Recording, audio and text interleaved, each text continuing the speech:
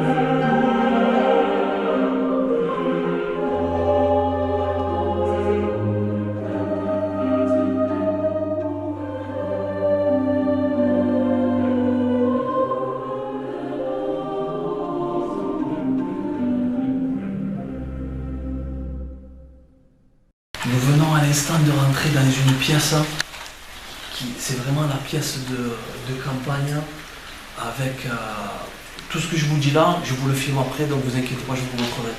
Il y a la vieille machine à coudre, il y a les portraits du couple jeune marié à l'époque, il y a des portraits derrière moi. Et la seule chose qui m'interpelle un petit peu, c'est que donc c'est une grande pièce, ça fait salon, tout logiquement, mais ce qui m'interpelle, c'est qu'il y a juste le lit là. Donc c'est assez bizarre. Et comme dans beaucoup de maisons de l'époque, les maisons des petits villages, les gens ont souvent coupé de tout, de grosses croyances envers la religion, beaucoup de bibelots sur la religion catholique. Donc c'est vraiment, on se croirait revenir au vu de l'ameublement de la maison, on se croirait bien revenir dans les années 50-60. C'est vraiment très vieux, mais c'est vraiment un bel endroit.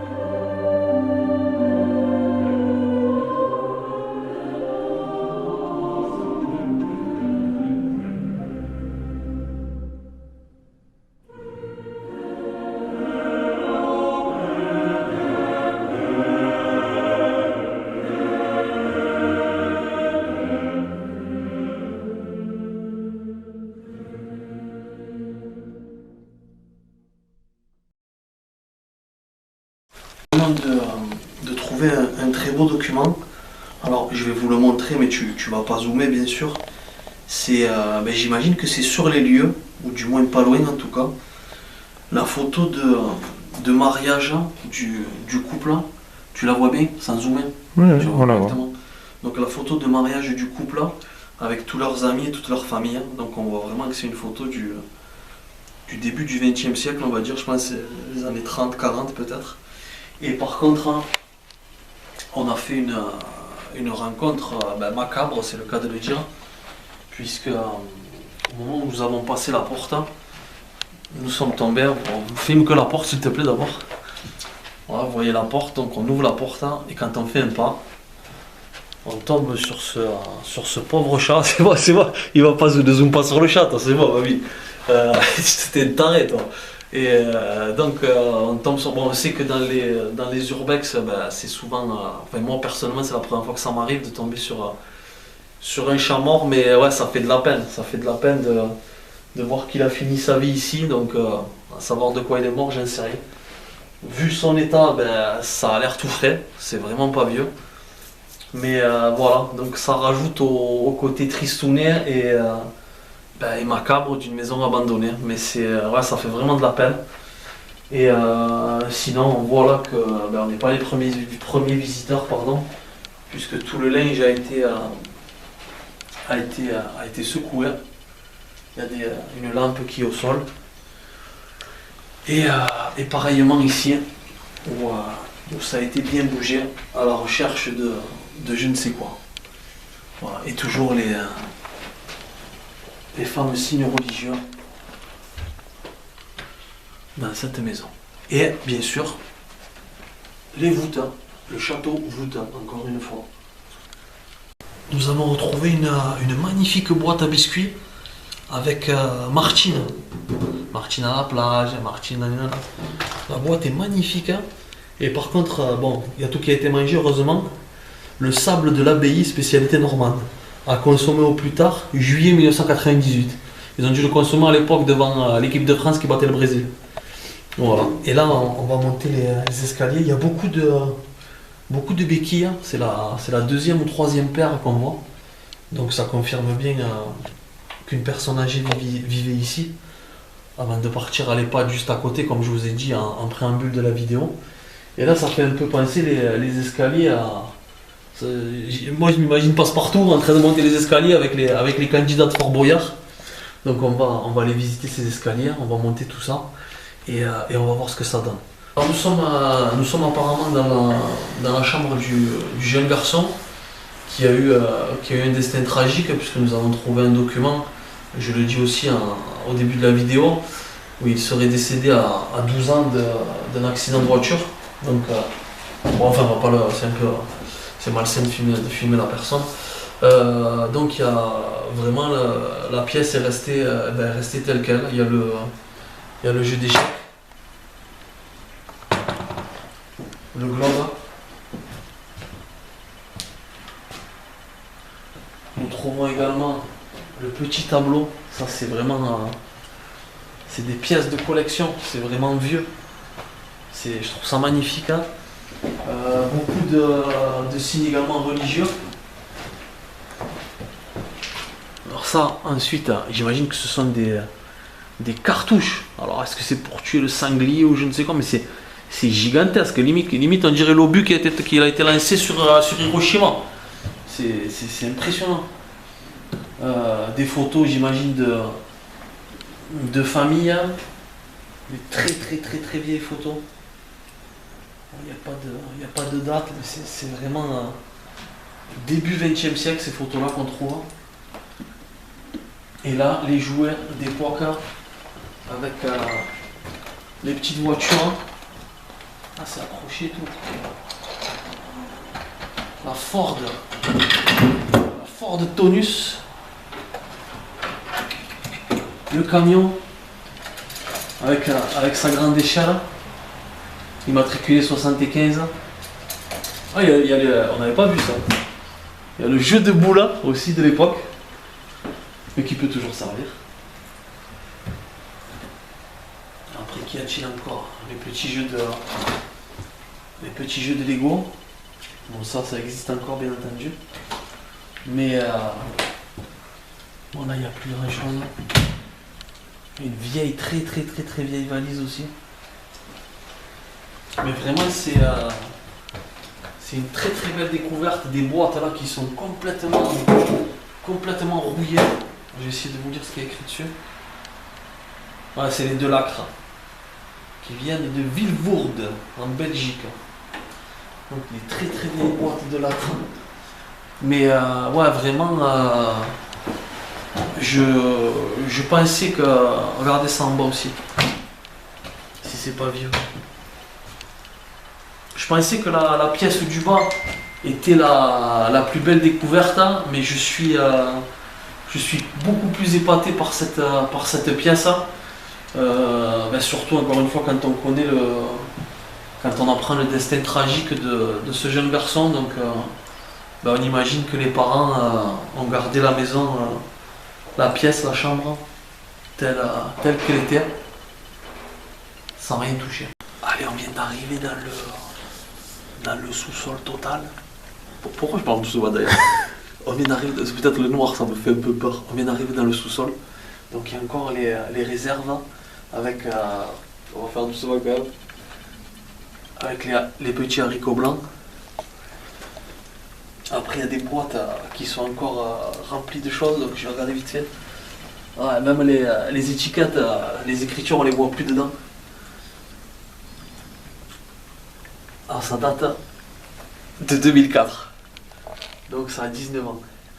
Muscade Rivesalta qui est explosé, il n'y en a plus. Il a été consommé.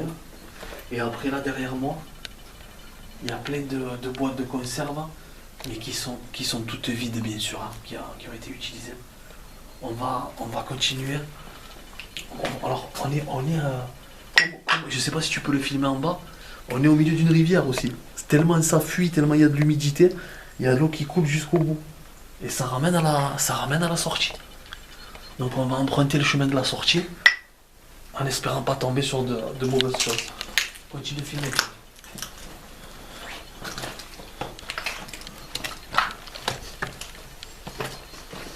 Là regardez, il y a les nombreux tonneaux. Tu les as bien? Ouais. Donc là il y avait pas mal de vin. Sur la droite, hein, il y en a encore aussi.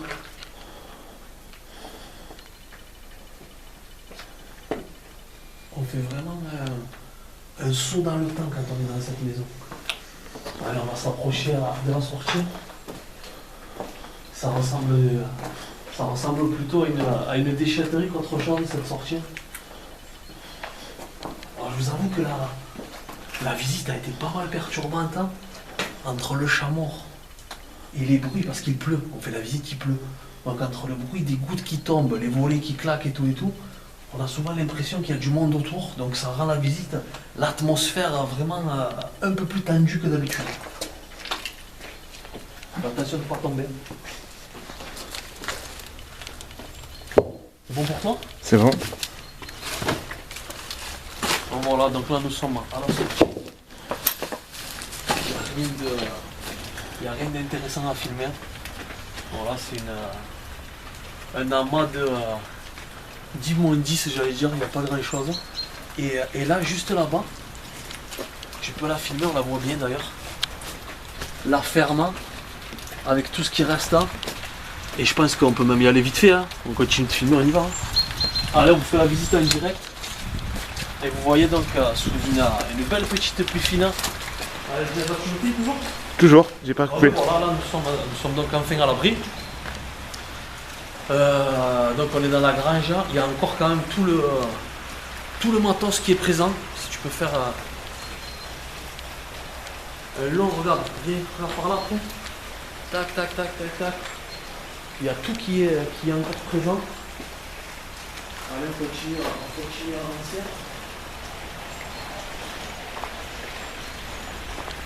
Ah mais c'est vraiment gigantesque. Si loin.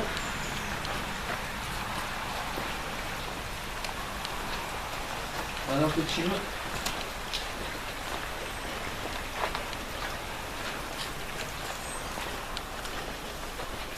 Ah, et là donc on arrive là où il y avait où restaient les moutons ou les vaches, je penserais plus pour les vaches.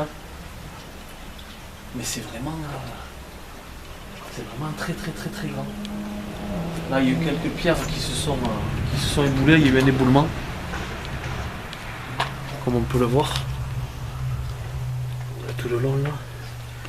Ah, il y a les échelles et tout. Enfin bref. Non, peut-être tester les moutons plutôt, ça paraît un peu grand, un peu petit pour les vaches. Et voilà, après il n'y a plus grand chose, hein. Mais c'était vraiment une très grosse propriété. Et propriété paysanne. Hein. Voilà, la vidéo est terminée, nous la terminons quasiment là où nous l'avons commencé. Donc ça restera une très belle visite pour moi parce que